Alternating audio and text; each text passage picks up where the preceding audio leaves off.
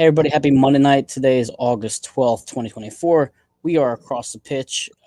It's just the two of us tonight. No Todd Lewis from the free kick, no Dave from England. Just Jose and I kind of man the fort here. So Jose, how are you doing tonight as I share out our links for everything tonight? I'm doing well, Mike. Thank you. Thank you so much for kind of spearheading us getting together tonight. Long overdue, and I think we've been trying to be good about, trying to put out something, put out good content. Obviously, I'm tweeting a lot. You're tweeting a lot as we're following what's happening with the union or trying to follow what's happening with the union. But when it comes to like the live video stuff or the podcast, we try to keep some sort of cadence. I think it's obvious that there's a lot of stuff that's being out there right now in terms of other podcasts, and that's okay. We don't want to get lost in the noise. And I think it's probably good that we also share that tomorrow after the match, we'll have another live show. Myself, Mike, and I think Todd Lewis of the Free Kick mentioned that he would be up for it. I think he's in the comment section somewhere chatting shit. So I'm fairly certain that he will be joining us. So you all can expect that tomorrow or today, if you're listening the day after the Jim Curtin press conference, which myself and Todd will be joining for sure. Mike, I'm not sure if you have the appetite for a press conference or not, but we will be going live soon right after. Yeah, I should be good. I'm kid free tomorrow night. Dealing with a little bit of a cold, so excuse me everybody if I sound a little off tonight, but I should be there ready to watch the game and just enjoy. Todd says live from Hershey Park. What is this? Todd's going. Oh, Is he interesting. traveling tomorrow, Jose? Do He you know? might be. He might be. I think Jillian and Kyle, the one team we agree on, I think they had talked about some sort of trip out there with tickets or something or another, especially with Jillian wrapping up her summer as a teacher, which means going back to work. So, That's right. and she's been actually, a little plug before we dive in, because I want to be mindful of our time. I'm hoping to shut this down by 9:30, 9:35 at the latest. Jillian has been putting in incredible work. I think taking on a lot of really cool stuff, showing up to practices, showing up to the press conferences in person. Obviously, she has the ability with the time, but it's one thing to have the ability, but it's another one to have the ability to show up as well as do it well. And I think she has both of those under her belt, and it's been awesome to sort of watch, So kudos to her. But Mike, we have a game to review super quick, a game to preview, and maybe some odds and ends to chat about leading into the transfer window ending, which is this Wednesday. Yes, absolutely. And Valerie joins us tonight. Jillian's fantastic. By the way, I just saw Todd and Jillian last week for a great dinner we had together down in Jersey. I appreciate you guys coming out and inviting me. Always good to see you too. Listen, League's Cup They so give you a booster far. seat. You know what? I asked for crayons. They said, "Not today, sir. You're fine." I said, "Okay, thank you." So we have League's Cup going on, and the Union, I think, maybe to a lot of people's surprise, won the group. They beat out Cruz Azul. They beat out Charlotte. And now they're traveling to Cincinnati to face this weird matchup that we have here. This very familiar matchup that we have against Cincinnati. I don't know how to feel, Jose. I feel oddly optimistic, and I think it's because of the way the ball has bounced for the Union lately. However, and I told Valerie this, her and I were texting that night. If the Union play like they did the previous match, they're not going to win this game against Cincinnati. That's just crystal clear. They were very fortunate to have the outcome they did. Jose, do you think I'm being over dramatic, or how do you feel about that? No, I think it's accurate. The Montreal match, and then let's just dive right into it and segue to Cincinnati. Then, the Montreal match was kind of I don't know, little to nothing slash not very exciting, kind of ugly, but good teams figure out how to win these games, right? The ones where it's not overly exciting, where things are not necessarily clicking the way they want them to. Obviously, the Union have not had a lot of things clicking the way they wanted to, leading into Leagues Cup with that awful 2-month period of just losses and draws and giving up leads. I mean, oh my gosh, Montreal, they already faced them twice, and in both times they gave up a lead to ended up either drawing or losing. So this game was just not overly exciting. I was out in Rhode Island watching it as best as I could with both of my boys. But nonetheless, it was a game that happened. And I think a game that showed a lot about what Sam Adeniran can do. in terms of pressuring and breaking lines. That And very what first, he can't do, but go ahead. I'll let you finish. and what he can't do too. And I'm sorry to hear my dog running around. She finally got the zoomies, the 9 o'clock zoomies. Um, showing the fan base and really the press folks like ourselves, Mike, what he can do in terms of, that very first goal, taking a pass that seemingly to me felt like he was going to go backwards, or a negative pass that they would, in a coaching whatever method, they would claim it to be a negative pass, right? Going backwards or going neutral, back to the player, not really advancing the ball, but just a quick step to go to the right and then turn the defender inside out, cross what I thought was a cross, but ultimately was more of a shot, and then hitting the man of the past month or so, Ty Baribo, for his first goal of the night, which was awesome. I have some other notes here. Jose Martinez was spectacular too. For for how ugly the game was, he was there and he did what he had to do. Fair enough. We'll disagree, but go ahead. Continue. That's okay. And then, it's nice to see Glesnes sort of start picking up his form a little bit. Yes. A clean sheet, no matter the who you're going up against. And I'm not looking at statistics right now. This is off the top of my head, eye test type of stuff. Glesnes, clean sheet, really needed that. Obviously, Andre coming back. Did his thing and didn't get torched like he had been most of the season, which is good. And Valerie disagrees with me, and that's okay. Jose did his thing, which is exactly what he needed to do. Maybe behind the play a couple of times, but, it happens. It's soccer. That's fine. I will agree with you about Jacob Glesnes. I thought he looked like his old self, the 2022 Jacob Glesnes. And again, I think that does come to Andre Blake being in net. But also, I think Jack Elliott's been playing pretty solid as well. So there's been a collection of just better play from those individuals. Jose Martinez, I thought, had a little tough first half, personally. I thought he had some bad miscues. One of his turnovers, if I remember correctly, and again, correct me if I'm wrong, anybody, almost cost us a goal. So there's a few things that Martinez did in the first half that I was kind of upset by. And Valerie says it was great to see 2022 Glesnes again. Agreed 100%, Valerie. In terms of Ty Baribo, Jose, I hate to say this because I know it's your boy. I know he's your boy. But you really start to forget Carranza a bit with how good Baribo has been. And that's not to discredit Carranza at all. He's a fantastic player. He's a great Union player. But to put that level of production in his place almost overnight, I mean, that's more than what the Union fans expected. Beyond more. There's no way anybody could predict it. He had this many goals in this short a period of time. But Baribo has been fantastic. I think he's brought a great energy to the club. I think his enthusiasm on the field is obvious. He's a workhorse like we want to see for a Carranza replacement. But for Sam Adeniran, I feel like his first touch we saw the previous night was a little heavy. I think on his goal creating opportunity, his first touch was again kind of heavy, but it kind of lucked into it, and the cross lucked his way to Baribo, which again is not something we saw from the Union earlier this season. We saw a lot of bad bounces, a lot of things go this bizarre way to why can't things go correctly for us? And finally, it feels like it is.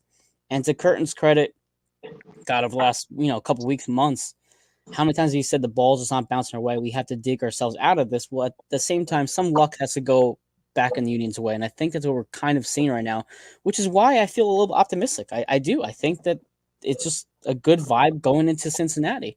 I think I was talking to Valerie today. I said 2-1 is my prediction for tomorrow. Do I feel overly confident about it? No, but I just have a good vibe for it. Anybody else though that you think stood out for you, Jose, in the Montreal match? Just a couple of data points, as Sure. I look up, Ty Baribo, 9 goals and 14 appearances in 2024, a far departure from where he was earlier this year, obviously, in night and day. And if you think about him a little bit further, finally taking on the role that he was supposed to have last year, which was I hate to use the term replacement for Carranza, because obviously Carranza is probably one of the best striker the Union have ever had, honestly, pound for pound, in terms of what he produced and what he could do and how he could turn games around, and whether it was on statistics that show up on the stat sheet or things that don't. But all in all, Baribo has sort of finally shown why they paid 1 point some million for him from Austria. So really cool to see. And Jim said it in the post game press conference as I was listening from afar up north. That finish for the second goal, that's a serious finish. That's not an easy nice. finish. That's a finish where the ball's coming across your body and just trying to bounce it to the other end as well. So coming across your body after McGlynn hit with the outside of his foot. You saw the spin going against him, and he just that's a very difficult shot. People who've never played soccer, you really don't understand. Even people who played soccer, we don't really understand that level of difficulty. I don't think I could do it. I probably sky that thing. Yeah. It was very, very tough. And let's segue to him too. I was very surprised to not see Jack McGlynn start the game against Montreal. I wonder if there was some miscommunication. Maybe there's something in the works in terms of a potential transfer. Was there something that maybe just did not work out in terms of like communication to Jim Curtin and staff and Ernst Tanner that like, hey, listen, I can play. Like this is I don't know. Maybe something happened. I'm not sure. No sources, no information. I'm not trying to break news or anything, but just genuinely curious onto why he didn't start, but Nate Harriel did, who obviously played a hell of a lot more, and he did fine against Montreal. I think he did okay. But ended up the game cramping up. So to me, that was sort of a weird thing, because then once he came in, Jack, you could see that the game sort of flipped upside down a little bit, or it started to go more the Union's way. And obviously a beautiful assist outside of the foot leading to Baribo's goal. So yeah, I was a little shocked that he did not start. I also wonder, and I think this is something that I know you tweeted about. I'm actually looking for your tweet as we speak. One thing we have to highlight is the fact that the reason why McGlynn came in is because Daniel Goslar got hurt. He had a knee to the back. Oh yeah, grabs his back. It's kind of like one of those stinger injuries. So then awful. they take Goslar out, but they also took out Flock, and you bring Bedoya in, and you brought in McGlynn, and you put Quinn Sullivan up top of the 10. So really, once you lose Goslar at that 10 spot, you need to bring in creativity. You need to kind of bring in some sort of something else besides Leon Flock out there, who, by the way, I think Leon over the past couple matches, I don't know if you noticed it, Jose, but he's had a couple moments where he's actually pushed the ball forward. Have you noticed that, or is it just me? Okay. I noticed it, and I attribute it to him knowing that this is his contract year, knowing that come December he has two options, or frankly right now even he can negotiate without the Union's consent, to my understanding, that he can negotiate a deal that starts in January should he want to join a European team that may be interested in him and getting him on a free. Obviously, it wouldn't help the Union a lot at all to just know that he has a contract that starts in January. But I think he knows that his future's in the balance, and he has to perform week in and week out, especially when you see that Jack McGlynn's going to the Olympics. One of the 15 or so players, 16 players, never mind goalkeepers, right, rounding out the 18, that gets selected into a very tight squad. That's tough competition. Absolutely. By the way, I didn't even get to say hello. I put Kyle's post up. Oh, I'm sorry. Hi, Kyle. Kyle Almany, half of the One Team We Agree On live show from Hershey with Todd, and maybe you guys don't have to. I hope you do. And Valerie mentions, how is Goslar? So I'm actually going to read the tweet. I finally found your tweet that you put up earlier. Goslar had a back. He was sore, but he trained fully. Harriel was cramping, but he's available. And Curtin says we have a full squad, a deep squad available. So it looks like, all hands on deck for tomorrow night. But in terms of what we saw from Flock, there was one moment in that Montreal match where I think he pushed the ball up maybe 15, 20 yards. I'm like, look at Leon go. He just has more confidence in the ball overall. Yeah. And I think maybe that may be kind of like the Glesnes effect, right? Yeah. How injured was he? How injured was Jacob earlier this season? How injured was Leon last year when he really how many of us thought he's regressing? This is not the Leon Flock we knew. When you come back healthy, your body finally feels able to do what it used to do, and suddenly you look like a new player. So I'm actually really happy for Leon Flock, especially with Jose Martinez really having an up and down year. And Bueno clearly very much kind of an unknown. Having some stability with Leon has been a breath of fresh air for sure in the back of that diamond. But in terms of this upcoming match with Cincinnati, what are some of your concerns for tomorrow, or anything else you want to touch upon before we enter this match? Yeah, I mean, for the uninitiated or those that are not aware, Cincinnati did terminate. I'm sorry, MLS, not Cincinnati. MLS, big brother, terminated Mm-hmm. the contract of their $8 million striker that Jim once flaunted about, in Bupenza, Yep. a player who gave us all types of highlights for the wrong reasons. A sex tape that went into the internet, I think was making its rounds online. Got him, I think, kicked out of the Gabon national team during the either qualifying for the African Nations Cup. Um, Obviously, got him in a lot of turmoil. No, not endorsing revenge porn by any stretch of the imagination, but obviously a crazy story that you don't expect MLS to have.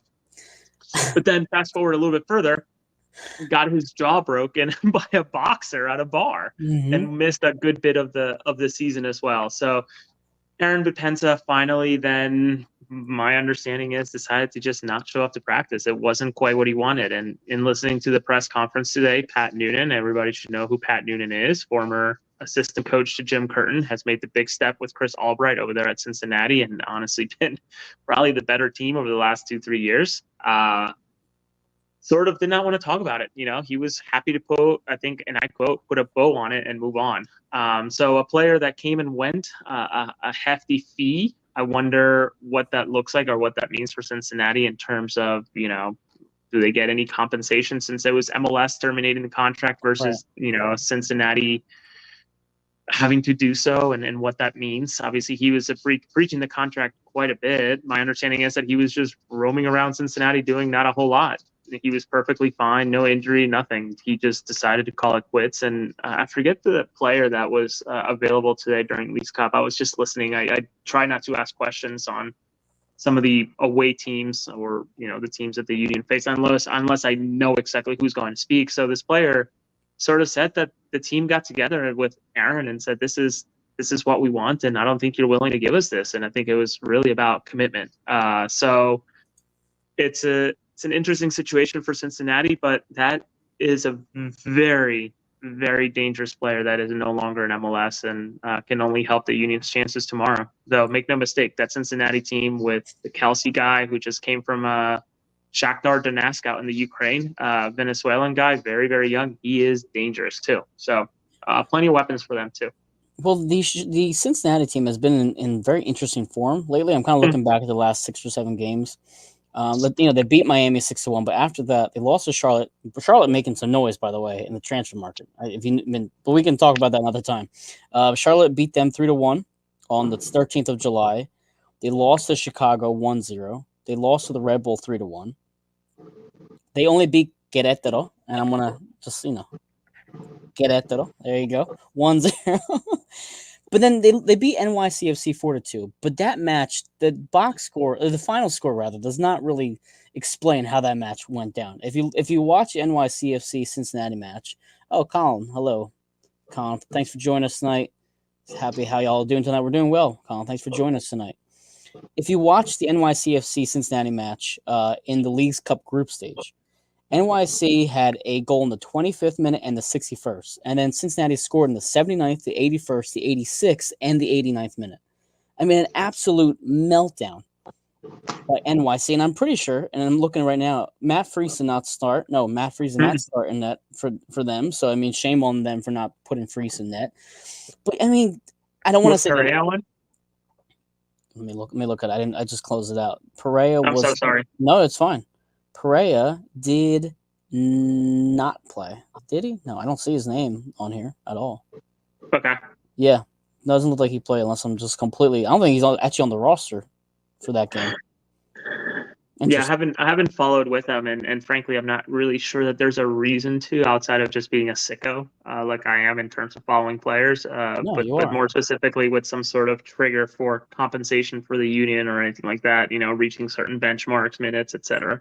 Of course. So either way, they squeak by NYC, right? At home, mind you, at home. Now the next round, for the round of 32, you have Cincinnati versus Santos in Cincinnati, and it was a 1-1 game that went to penalties. Yep. So it's not. They played that at the stadium after the Union game against. That's right. against Who did Montreal. Montreal? Yeah. Sorry. So am I trying to say that Cincinnati is not a dangerous opponent? Of course not. We know how talented they are. We know how well they've played against the Union over the years, right? Even when we did beat them, it was never a pretty game for us. It was always an ugly, hard fought game. They obviously know each other extremely well. I'm just saying, if there was ever a time to catch Cincinnati, it might be now. Yeah. Simply because of the way they have played and the way the Union are slowly kind of getting back on track. Now, again, as I said to you a few minutes ago and on the show, if the Union play how they did against Montreal, they will lose. And mainly, it's just that finishing touch. I think there was several times in the first half alone. I'm like, they just can't get that last touch into the box. They can't kind of find that connecting piece to really set up a dangerous shot on net. And if you do that against Cincinnati in Cincinnati, you're going to go down 2-0 within the first, half hour, 45 minutes. So that's my biggest concern, is that they can't shake off that miscommunication that they had against Montreal. But in terms of a lineup, Jose, now that Jack and Nathan are fully back from Olympics, all that stuff, what's your thoughts on this lineup for Cincinnati? Let me just say, based on today's press conferences, a lot of pleasantries being shared both by Jim and by Pat about one another, etc. Not trying to give bulletin board material to anybody, but I believe that Andre Blake did end up making a comment, and not during the press conferences, but Jonathan Tannenwald, an article today previewing the match, basically saying, yeah, we don't like each other. So it should have a little bit of bite to it. It tends to, right? Obviously, especially after, gosh, was it last year with that weird offside? Yeah. That was it, right? With the weird offside angle, and like, wait, that doesn't really look offside. Like, what are we looking at? It should be. It should. Go ahead. No, I was gonna say it should be an interesting match in terms of what we as fans and as press watch tomorrow. Should be exciting. Can I say, besides that point, which I think is a great, and by the way, Valerie says, the optimism for the Cincinnati game is contagious. I'm trying to be. I'm not trying to give you my cold, but the contagiousness of everything else, of my hype that's come with it. And Phil says, just jumped in, most importantly, what are you both drinking? Phil, by the way, thanks for joining us tonight. I have coffee with honey because I have to work after this. So you can tell Matt, Phil, I have to work tonight. And then I have a Polar. Black cherry is my go-to. Have you ever had a Polar, Jose? I have, yeah. Oh, we get the Costco version because it's dirt cheap. Me too. I just water, but again, huge shout out to Mandy. She tunes in pretty often. She found these 1998 Argentina like giveaway glasses from the World Cup, the Pepsi glasses with players from Argentina legends throughout the years. Can you bring that closer to the camera so I can get a little better? Oh, look at that. Very cool, right? That is and cool. She found them at a thrift store, a whole couple of sets actually, and she was kind enough to gift me one. Speaking of thrift stores, or maybe stores in general, Jimmy King, our good pal Jimmy King, had tweeted out that there was Bethlehem steel kits with the Open Cup championships on the sleeve being sold by I can't remember the name of the. Thank you, ArtQuest. So that's going to go on sale apparently on their website. So again, little things that you can find in these random corners of the world, of the soccer world. But one thing that you mentioned, Jose, with this kind of that bulletin board material, yeah, you had the 1-0 loss last year in the playoffs. That stung, obviously. But let's not forget the 4-3 matchup we had earlier this season when Baribo made his presence first known. Was this season when we kind of had that game in hand for a draw, and they ended up killing us at the last second with Lucha. So yeah. There's a lot of bad blood of these last two games from the Union side. So for me, I feel like this is a great revenge spot for Philly. It really is. Yeah, it is. And actually, I'm so sorry to mention it. Pat did allude to that game. I think a lot of folks continue to push the narrative like, yeah, playing against Philly is so predictable, and you know what they're going to do. And to an extent, obviously that's true. I'm not going to sit in front of this camera and lie to you, Mike, or lie to anybody who's watching that Philly is absolutely predictable.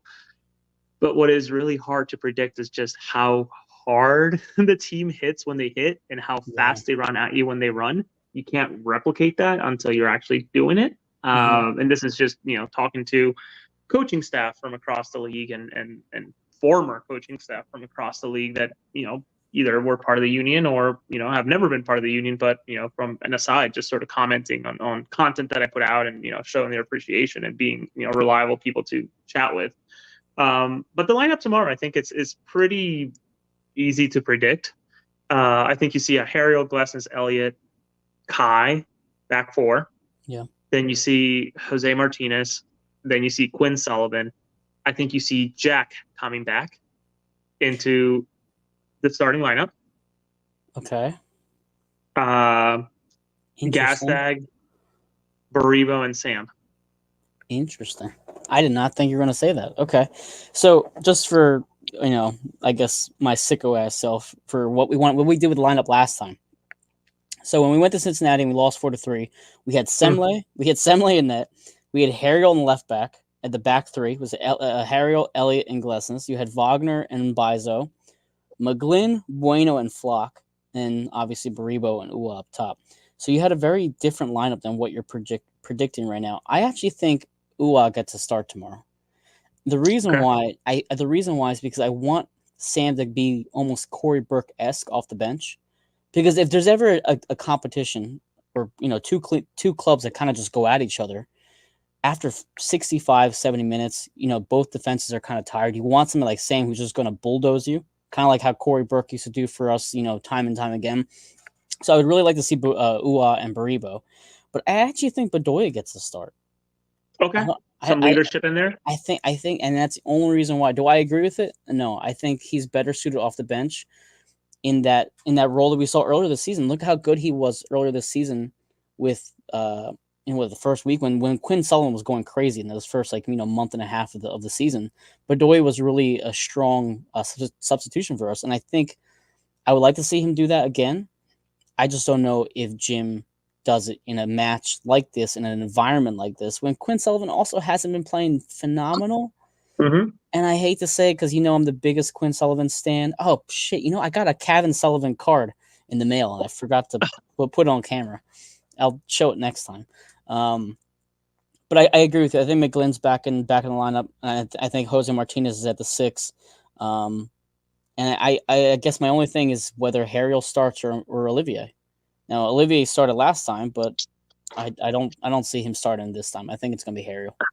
Listen, I know you all know that watch, Mike, yourself too. I am not a medical professional, but I was really, really shocked against Montreal. The hit that he took, where he really got rocked to the ground. I was really, really concerned onto why there was maybe there was and I missed it. Maybe they didn't put it on TV. Obviously, those that watched, actually all of us that watch through Apple know that the replays are hit and miss in terms of what you get to see, what you don't get to see. They cut to things that maybe they shouldn't be cutting into, or etc. Maybe there was a little bit of a concussion check, but man, I was really surprised that he was back in so quickly, and I sort of he didn't come out. Piss on him. Yeah. What's that? He didn't come out.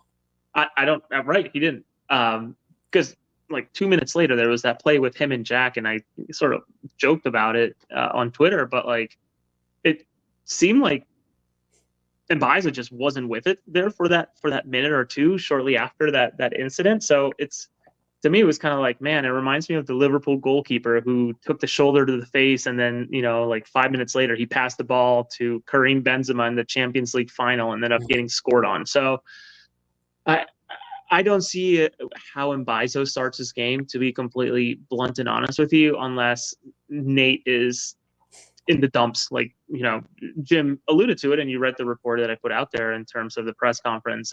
Nate should be available, and I just can't see a world where Mbaizo leapfrogs them unless it's absolutely just resting, which, again, with the Union needing to win this, or I think at least third place or second place. I got to figure out how that's all going to work, but they need international soccer next year, and I just don't know that they do it through winning MLS Cup. So getting a result that gets them international soccer next year is something that they absolutely need to get in through Leagues Cup. I agree 100%. And, I guess, one thing we can kind of talk about, which happened in the Montreal match, but which could theoretically happen in the next coming games, either tomorrow, or I think they said Friday is going to be the next match, if I remember correctly. I don't know. The whole schedule for Leagues Cup is so bizarre, by the way. It's weird, yeah. Can we talk briefly about Daniel Gazdag at the penalty spot when it matters? Yeah. Because I know Michael Borton and I joked about on Twitter. We're like, we count the MLS Cup and we count, I think it was against Querétaro last year, and now suddenly against Montreal. And we're like, is he a little bit shaky from the spot when it really matters? It was kind of nerve wracking. So for me, and I say that jokingly, obviously, but for me, I want to get it done in regulation. I don't think we can win this in penalty kicks. I'm not sure. Well, maybe we do. I don't know. Yeah. Yeah, I'm not sure what's up with Gastag. I know I asked him, and I made the mistake of asking him, during Leagues Cup, what's your secret to these penalty kicks? And he just tells me everything. And everybody in that press corps was like, why would you ask that? And then the following game, he goes and misses his penalty kick from the spot. So it's your fault. Okay. it might be my fault. Neither here or there. But hey, one point to remember for tomorrow. I asked about it today. Fans and press should not forget that the Union signed Danley from FC Metz out in France. Jim mentioned that they're trying their hardest to get the paperwork done. If it doesn't come in by tomorrow at midnight, I believe, Danley will not be available for Leagues Cup should the Union move on. I think it's tomorrow at 11:59 or whatever it is. So should the Union lose tomorrow, it's a non-starter. But should the Union win and his paperwork's not done, the Union are not going to be able to utilize him until, should his paperwork be done by then, when they resume against Columbus, I think August 24th, I think it is. So just something to keep in mind, that the new guy, Jim was high on him today once again, and found a little clip of him training, and, not a lot to really go off of, frankly, but nonetheless, first sighting of him practicing. So again, just a little tidbit to remember as you great transition. Think about the transfer deadline tomorrow. I'm sorry, the 14th at midnight, and the Union business coming up. I guess we'll kind of talk about the transfers as well as what's coming up this week on Wednesday. I feel like we should talk about it briefly before we end the show.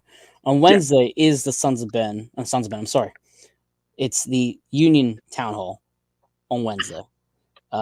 Between 6 o'clock and 8 o'clock. I'm at Union Yards. I know one of the big topics of conversation will be the transfers. We brought in Sam. We brought in Sam, who's, again, I think he's very much just like a straight ahead forward runner, not the best touch, but he's just going to body you and get to the goal. And now we have Danley, who obviously comes from League One in France, or League Two rather, right? He was in League One previously. He wasn't. The team was in League One. He was a really good performer there, but then they got relegated. So he was a League One starter that was just in a team that got relegated. So what many think is that he'll come to MLS, and whether he may not be used to the system, he's talented enough to make an impact. Mm-hmm. So again, jury's still out on him, but you have two fairly, decent acquisitions. Do you think, one, we'd make any more moves before the window closes, or B, do you think you're satisfied with what we've seen so far? Because that's going to be brought up tomorrow or Wednesday, without a doubt. Sam's an interesting situation. His much like Flock, much like Bedoya, Lowe, contract ends in December or at the end of the league season. So Sam is very much right now a trial, and it can go both ways, right? It's a two-way street here where Sam needs to perform, needs to do well to either get offered a contract by the Union or impressed internationally to go somewhere else, or even domestically to go somewhere else. But on the other hand, the Union are seeing it as a low cost, low risk, high reward type of move, where it could be someone that they can just have only paid funny money from St. Louis, not actually spend real dollars to bring him in, and then reward him with a decent contract. Obviously, the wage structure in Philadelphia is not crazy. It may be disrupted a little bit by the 14-year-old who's making about $500,000, but nonetheless, a player that is playing for his future both ways. And in terms of Danley, I am very excited about him. And what I've been told by people who have watched far more about him, people who have actually scouted him and have heard about the scouting that they've done on him, a very exciting player who I believe will be used more as an 8 on either side, shuttling up and down, which is exactly what this team needs, Yeah. but has the ability to also be a number 6. And this is not a signal that Martinez is leaving. I don't know if he is or he isn't, but I know that the idea is not to replace him with Danley. He's an addition. Do you get Montero vibes from him then? Uh, Maybe less creative with his footwork, but that's kind of how may, it. Yeah. maybe less creative. I would say he's more of an interceptor than anything. I don't know that Montero did a whole lot of that. I think he's more defensive minded, but has the ability to just on the sprint, just break down defenses, maybe do what the Union like to do, which is counterattack. So Sure. I think he should fit fairly well with the system. Am I satisfied with it? I think so. I mean, they just paid, again, for Jonathan Townwald, who was able to get this from whoever at the Union, a $1.6 million fee for Danley, which is far less than what he's valued on transfer market at $2.1 million. So a good bit of business by I'm gonna go ahead that this has Chris Zitterbart all over it, the new director of scouting over at the Union, and Ernst Tanner. So this could be a very good purchase that the Union look back and think, maybe this is the type of player that the Union need to go after in the future. Again, a very small fee for someone who could be very, very good. And the contract is really 2 years and Yeah. change, if I recall. So this is Third maybe the option. perfect, Mm-hmm. yeah, maybe the perfect type of mercenary that the fan base needs to become accustomed to, right? A player that can come and eat up time until the youth can finally rise to the stage where they can come in. Well, I think you nailed it right there. Time, right? I think for myself, I feel like anytime a player comes in, we automatically think Dava, Orvik, even Bueno a bit, right? For about a year and a half. Are they Yeah. actually going to see the field? We saw Baribo have the same issue. He brought in, hyped up, doesn't see the field. Sam has seen the field immediately. Credit to Curtin for actually using him, and Sam has actually been contributing to these goals that we've seen so far. So I'm Well, glad they that. have to, Mike. They have to because his contract's done in December. Well, that. Hey, listen, you don't have to tell me. I'm just telling you. I am traumatized a bit by this club with their new additions. So I just want to see him play. And I know Westfield is one of the up and coming players. We've seen obviously a lot of youth coming through the system right now. The Union too is stacked with really great talent. So there's a lot of players that are up and coming. And to your point, yeah, he needs to eat up time and kind of build that bridge for the next level of players. But also at the same time, we don't know who's going to be back next year. I think when we talked about on the show earlier this season, what was it, like 7 players could be gone next year? Approximately five or six. Maybe not quite that many. Obviously, I rattled off 3 right there or 4 now with Sam. So you have Flock, Lowe, Bedoya, Sam. Flock, Lobadoy. Yeah, That's sounds 4 that sounds right about right. there. I'd have to look back at the contracts. I know Todd Lewis did a great job of updating that roster that the Union put out, or I'm sorry, that MLS put out with the makeup of the team. And he updated it with the new contracts and the departures of Richard Odata, Joaquin Torres, et cetera, et cetera. Carranza But is already gone too. Added him to the list. Peralta, Yeah. yeah. So, yeah. And then to follow up on your question, Mike, am I satisfied with it? I think so. But also, are they done doing business? It's tight. It's very, very tight when you think about an August 14th deadline. But I had heard some rumblings that they were trying to move Earth and Mountains to maybe bring one last guy in. I think a lot of people took the notes from the Sons of Ben meeting a little too literal that there would be absolutely a third player. I don't think that was ever the case or what was meant to be communicated. So if it happens, I don't know who the player is. Again, just hearing rumblings and nothing that I'm comfortable reporting because I don't miss. I don't like to miss. It sounds like it could be an exciting last minute move if all I hear is true. But again, it's just rumblings at this point. So kudos to, they don't get enough credit. I think often go as the villains, but the front office trying to make things happen. I don't think fans really realize how hard that group works and trying to get stuff done. Yeah, that's fair.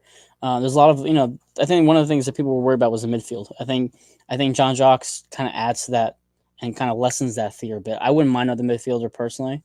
I think right now with Lowe, Elliott, and Iglesias being what they are, I think center back wise is fine. But again, at the same time, I wouldn't mind another center back. and just to mix things up a bit because we've seen all three of them have issues this season, and Yeah, that's yeah, yeah. obviously such a big part of this club. Listen, I think maybe as we wrap up, Mike, the Yeah. last bit I'll leave you with is keep an eye out on the homegrowns, right? So far this year, it's tied for the most homegrown signed in one season with 5. When you think about Pariano, Sullivan, gosh, Rick, Olney, Vasquez, Vasquez. and then you go back, I think Todd Lewis, it's a research, so kudos to him. 2021, it was the year of Jack McGlynn, Quinn Sullivan, Nate Harriel, I think Jack DeVries as well, and someone else who's escaping. Was it Aronson? on? Yeah, it was Paxton Aronson. That was the last time that there were 5 homegrowns signed. So could Westfield be the next one up? Maybe. I'm not sure. I would also push to see the Union. I hate to use the term lock in, but Neil Pierre is an animal as a Yes. 16-year-old. I actually, just in conversations with folks within the team, it's hard to see how he even ever plays for the Union. He's that good. At 16 years old, hasn't even filled up his body and doing the things that he does, both here and then here, it's really, really impressive. What you So have Neil that? Pierre, Yeah, and you have that 16-year-old who's out at PSV right now, right? Or PSG? yeah, Jameer Johnson. It seems like PSV, and as I joked, playing so much college football now that it came out on the current consoles. PSV is sending the house, man. Sending him to games, having him meet. It's no mistake that he gets the jersey from Malik Tillman. You know what PSV's doing, giving him a jersey from a Mhm. player that's American as well. So yeah, a lot of really exciting stuff in the pipeline. And again, I think that's where the Union scouting department and getting the new blood in there and realizing what needs to be done. Maybe again, I don't want to misspeak or be quoted in the wrong way, but I think it comes down to buying some time and finding the right players that can keep the standards high while the youth catches up and surpasses that standard and is ready to actually perform. People are very high externally about CJ Olney, really, really high on him too. So exciting. We'll see. I think some more questions as we approach the end of the season, and I know we're approaching the end of the show. What Yes. happens with Holden Trent, right? What happens with the other players that we mentioned earlier? What happens with, is the team going to shake itself and bring some more bodies in the offseason? Because all the moves that they've done lately is really to, with the GAM that they collected, put themselves in a position where a lot can happen in the winter. Yeah, absolutely. Well, listen, we don't want to go too far over. It's 9:30 already. Tomorrow night, the Philadelphia Union travel to Cincinnati to face off against our very familiar foes out there in Ohio. Do you have a score prediction, Jose, before we call it a night? I think, unfortunately, 2-1 Cincinnati. I would be okay putting 20 on 3-1 Cincinnati. Listen, the line right now is like minus 160 Cincinnati, like plus 360 for Philly. So I might just have to do it for the sake. Sean is agreeing with me. 2-1 Union. Sean, I like it. I'm gonna have to do it. I gotta put some money on this game. But anyway, tomorrow night, 7:30, after the show, I'm assuming after the press conference as well, we're gonna do a little post-match recap. So if you're up late on Tuesday night, like we're going to be, please join us in the comments. Hopefully it's a good conversation we have and not a bunch of yelling because I feel Cold bad for them. beverages encouraged. Cold beverages. I really should get a glass of tequila tomorrow night. I'm drinking sober tonight, but maybe tomorrow night I'll have something to celebrate. So, again, this is Across the Pitch. He is Jose Nunez at Jose R Nunez 91 on Twitter, Facebook, just regular Jose Nunez. And I know you have the Substack. Do you have anything on the works with Substack right now or no?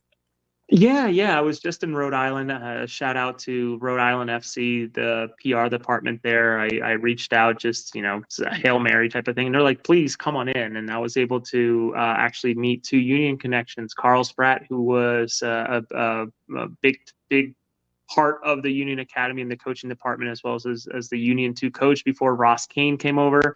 And Dave McKay, who's also an assistant coach there alongside Carl Spratt, used to be an assistant coach with Jim Curtin. So I was able to speak to both of them for about 10, or Carl more than anything, for about 10, 15 minutes. I also caught up with Connor McGlynn, brother of Jack. So it was a good time. big derby win against Hartford. So I'm sort of wrapping my head, getting my videos and my photos together, maybe a small, 2,000-word article about the experience, and a really exciting brand. First year, fifth in the table, and just trounced their opponent, their rivals 3-0. A lot to be excited about out in Rhode Island. Absolutely. And for me, I am a Mike Barrera, Barrera1323 on Twitter. I am not really on TikTok as much anymore at this point. I'm just all Twitter. But either way, follow me on there if you'd like. This is Across Pitch. Have a great night, everybody. Thanks for joining us.